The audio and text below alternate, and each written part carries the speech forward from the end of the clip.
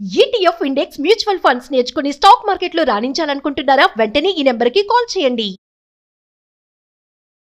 అమ్మా నమస్తే. నమస్తే అమ్మా జయ.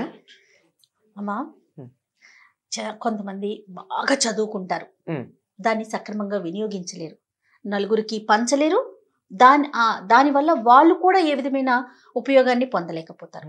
కొంతమంది బాగా సంపాదిస్తారు, ఎంజాయ్ చేయలేరు. ఇలా చూస్తూ ఉంటాం. కొన్ని విషయాలు పీక్ స్టేజ్కి వెళ్తారు, దానివల్ల వాళ్ళకే ఉపయోగం ఉండదు, వాళ్ళ చుట్టూ ఉన్న సమాజానికి ఏ విధమైన ప్రయోజనము ఉండదు.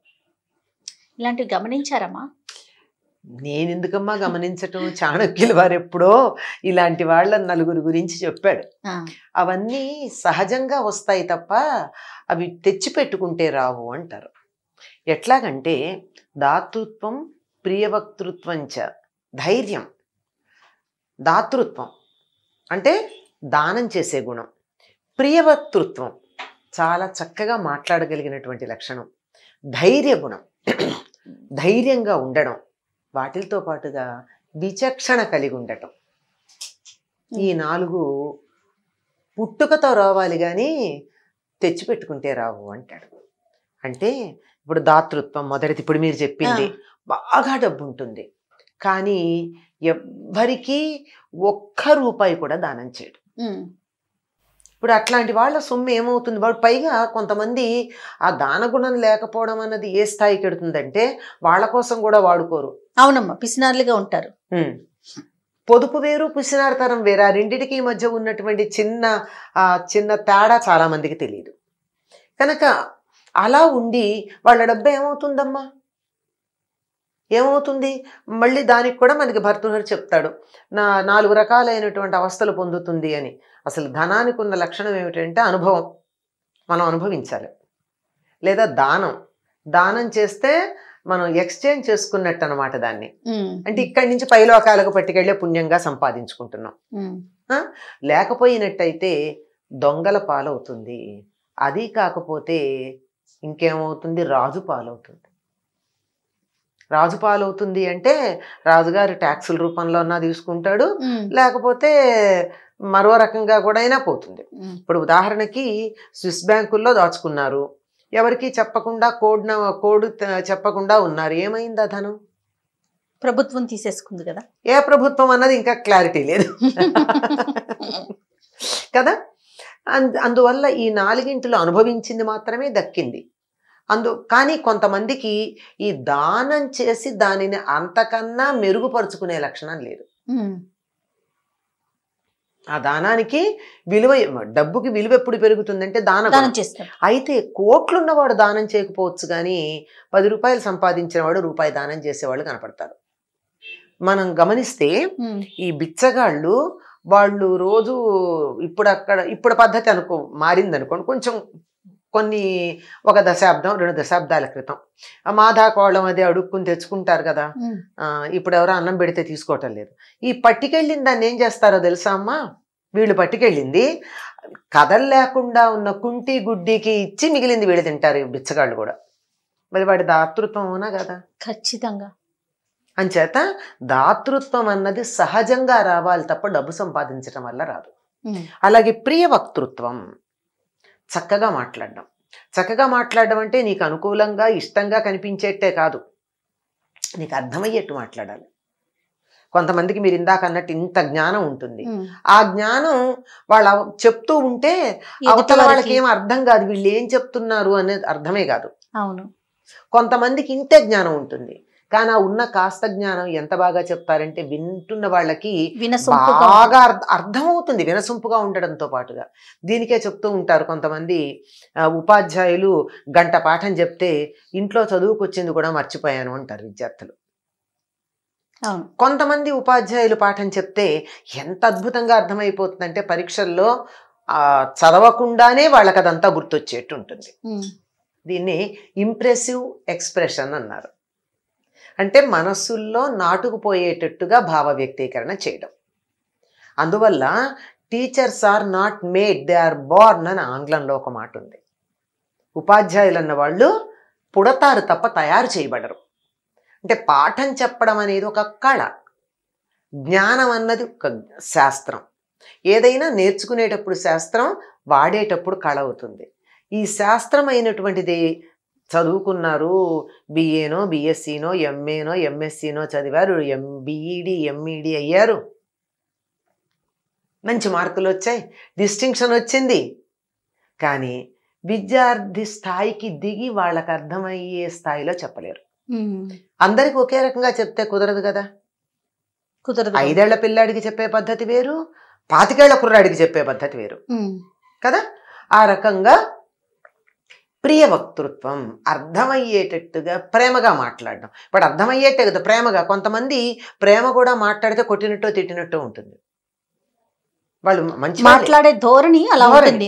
ఆ ధోరణి రాదు, అది పుట్టుకతో రావాల్సిందే తప్ప ఎంత బాగా కొంతమంది తిడితే కూడా ఎంత బాగుందో అనిపిస్తుంది కదా. అవునమ్మా, మాట్లాడే పద్ధతికి నిజమమ్మ, కరెక్ట్ గా చెప్పారు. ఒక్కొక్కరు అసలు ఎంత కటువుగా అనిపిస్తుందో, మళ్ళీ వాళ్ళ మనసులో ఏముంటుందో. పైగా వాడు మాట్లాడిన మాట కూడా మంచిదే, మంచి మాటే చెప్పారు, ప్రేమకేనే చెప్పారు.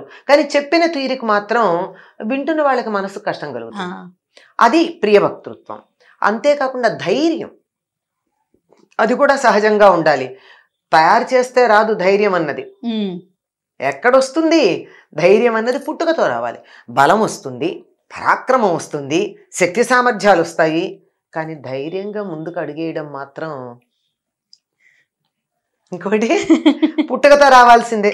అన్ని ఉండి కూడా కళ్ళు మూసుకుంటారు చాలా మంది, భయం వేసేస్తుంది. అవును, అవునమ్మా. వాళ్ళకి మంచి బలం ఉంటుంది, వాళ్ళు ఒక గుద్దు గుద్దారంటే అవతల వాళ్ళు ఎట్లాంటి వాడైనా అణగారిపోవాలి. అయినా సరే వాడు గుద్దు గుద్దడానికి చెయ్యెత్తడానికి భయం కదా. అంచేత ధైర్యం ఇది కూడా పుట్టుకతో రావాల్సిందే. ఓకే. అలాగే విచక్షణ జ్ఞానం, జ్ఞానం సంపాదిస్తారు కానీ ఏది మంచి ఏది చెడు అని విచక్షణ చేయడం మాత్రం చాలా మందికి రాదండి. అందరూ పుస్తకాల షెల్ఫుల్లాగా తయారవుతారు, కంప్యూటర్లో ఉన్న డేటా లాగా బుర్రలో పెట్టుకుంటారు. కానీ అప్లికేషన్కి వచ్చేటప్పటికి విచక్షణ అన్నది కూడా పుట్టుకతో రావాలి. దీనికి ఒక చక్కని ఉదాహరణ చెప్తారమ్మా. ఒక రాజుగారికి ఒక కొడుకు పుట్టాట. లేక పండితుల్ని పిలిచి ఏమంటే వీడు మూర్ఖుడు అవుతాడండి అన్నట్టు. సత్యం చెప్పాలి కదా.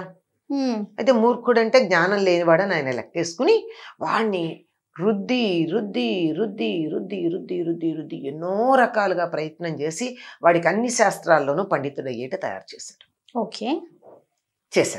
చేసిన తర్వాత అన్నిట్లోనూ పండితుడు గనక వాడిని పిలిచి వాడిని పరీక్ష చేయమన్నారు. నా కొడుకు అంటే రాజుగారికి పండితుల మాట, జ్యోతిష్కుల మాట అబద్ధం కావాలి, తన కొడుకు పండితుడయ్యాడని చెప్పాలని. వాళ్ళు అన్నది ఏంటంటే మూర్ఖుడు అన్నారు కానీ జ్ఞానం లేనివాడు అనలేదు కదా. అందుకని వీళ్ళు వచ్చాక ఏం చేశాట, ఒక ఆయన చేతిలో ఇలాదో పట్టుకుని నువ్వు ఈ సమయాన్ని బట్టి లెక్క గట్టి నా చేతిలో ఏముందో చెప్పమన్నట్ట. చదువుకున్నాడు కదా ఈ రాజకుమారుడు.